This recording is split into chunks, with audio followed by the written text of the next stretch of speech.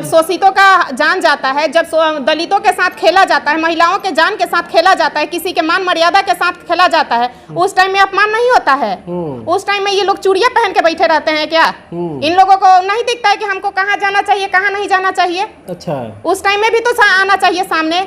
आज सैकड़ों के संख्या में दिख रहे हैं। आज जब महिलाओं पे अत्याचार होता है, शोषितों पे, दलितों पे अत्याचार होता है, तो चूड़ियां पहन के घर में बैठे रहते हैं। ब्राह्मणवाद है, मलेरिया, डेंगू जैसे बीमारी, खतरनाक बीमारी आ रहा है, लोगों का जानलेवा, मानिए इसको जानलेवा बीमारी हम कहते हैं जी। सारे लोग जानते हैं कि बीमारी है, जानलेवा बीमारी है, इससे सतर्क रहते हैं। उसी प्रकार से मेरे यहाँ जो ये धर्म नहीं धंधा बना दिया है लोग, हमें तो लगता है वो संत नहीं कहीं के आतंकवाद होंगे, तभी उनके पास 10 करोड़ रुपया आया होगा, और नहीं तो 10 करोड़ रुपया साधु संत के पास कहाँ से?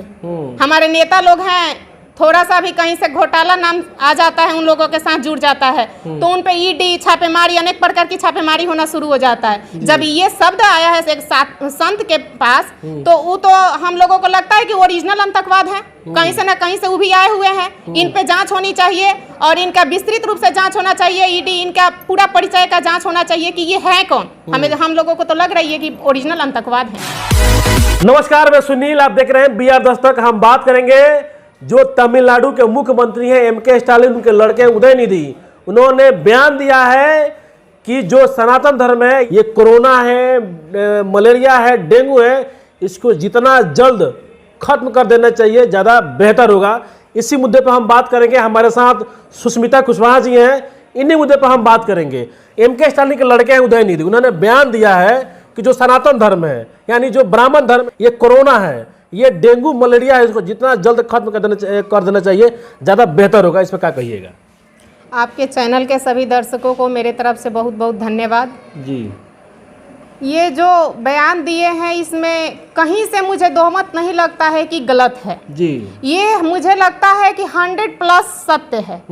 इसमें कोई कहे कि उल्टा सीधा बयानबाजी करे तो हम उसका विरोध करते हैं।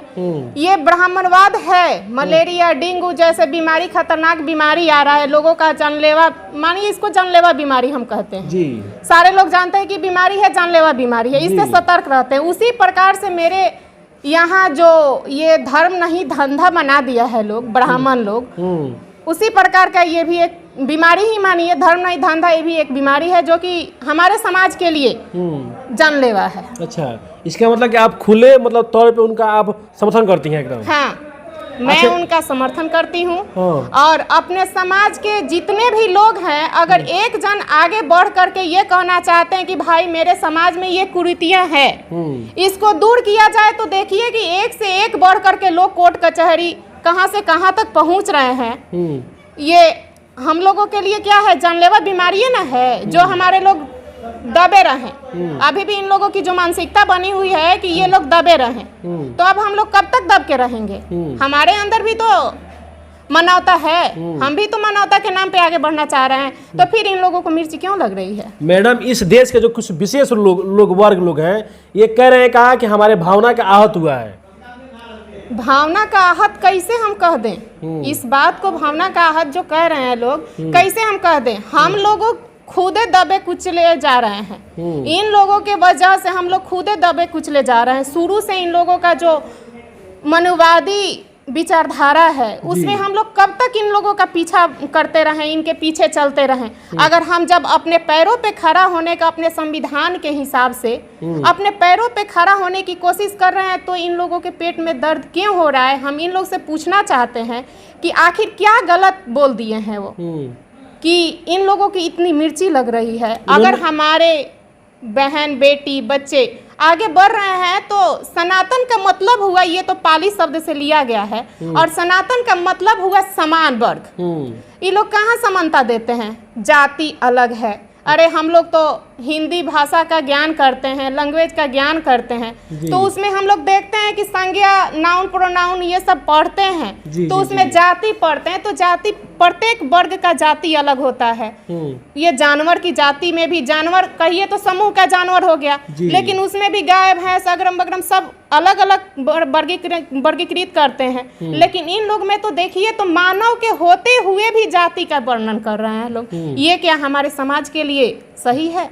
अच्छा, और जो MK स्टालिन जो हैं, उनके बेटे हैं उदयनिधि, उन्होंने पूरे खुले तौर पे कहा है कि कुछ भी हो जाए हम किसी से माफ़ी नहीं मांगेंगे, हम अपने बात पे एकदम अडिग हैं तो अडिग हैं।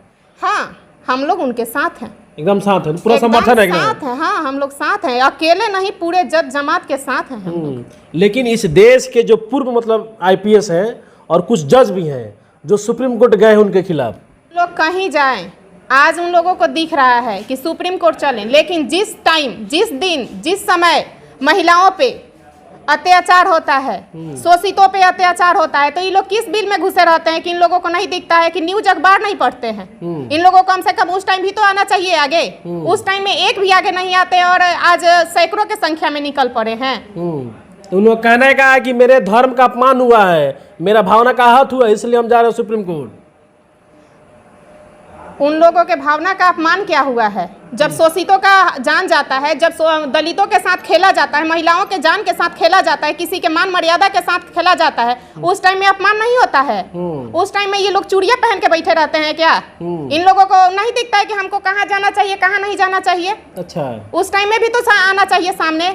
आज सैकड़ों की संख्या में दिख रहे हैं। आज जब महिलाओं पे अत्याचार होता है, शोषितों पे, दलितों पे अत्याचार होता है, तो चूड़ियां पहन के घर में बैठे रहते हैं। अयोध्या के संत है, उन्होंने ऐलान किया है कि जो उदयनिधि का सर काट के लाएगा 10 करोड़ का इनाम दिया जाएगा।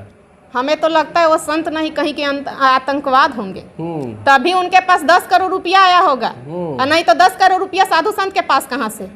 हमारे नेता लोग हैं, थोड़ा सा भी कहीं से घोटाला नाम आ जाता है, उन लोगों के साथ जुड़ जाता है, तो उन पे ईडी, छापेमारी, अनेक प्रकार की छापेमारी होना शुरू हो जाता है। जब ये शब्द आया है एक संत के पास, तो वो तो हम लोगों को लगता है कि ओरिजिनल आतंकवाद है, कहीं से ना कहीं से वो भी आए हुए हैं। इन पे जांच होनी चाहिए और इनका विस्तृत रूप से जांच होना चाहिए। ईडी, इनका पूरा परिचय का जांच होना चाहिए कि ये है कौन। हम लोगों को तो लग रही है कि ओरिजिनल आतंकवाद है। जिन लोगों को सुप्रीम कोर्ट दिख रहा है, आज जिस दिन पीड़ित महिला तड़प रही थी मणिपुर में, उस दिन कोई आईपीएस आईएएस और कोई ब्राह्मणवाद के जो टीका लगा के भगवाधारी अपने आप को कहते, उस दिन नहीं दिख रहा था कि महिला तड़प तड़प के मर रही है, नंगे इसको बेइज्जत किया जा रहा है। उस टाइम इन लोगों का अपमान नहीं हुआ है, तो पूरे महिला समाज का अपमान हुआ। इसमें दलितों का अपमान ये लोग करना चाहता है, इसमें शोषितों का शोषण करना चाहता है, महिलाओं का पूरा अपमान, बेइज्जती किया। उसमें किसी आईएएस को नहीं दिखा। उसमें तो उस टाइम में इन लोगों को आगे आना चाहिए। और झूठ मूठ का धर्म के नाम पर धंधा बना लिया है लोग और कह रहे लोग कि 9 सत्र बात करने चला है लोग।